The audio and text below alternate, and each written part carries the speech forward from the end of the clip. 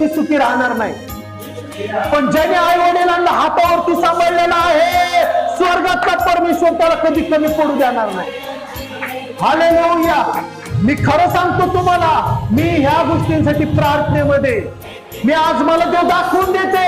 ह्या धर्तीवरती आज खूप पाप पसरत चाललेलं आहे. प्रभू कसं पसरत चाललेलं आहे? ह्या मोबाईलच्या द्वारे पाप पसरत चाललेलं आहे. देव म्हणतो ह्या मोबाईलचा उपयोग तू माझ्या कामासाठी मी करू शकतो.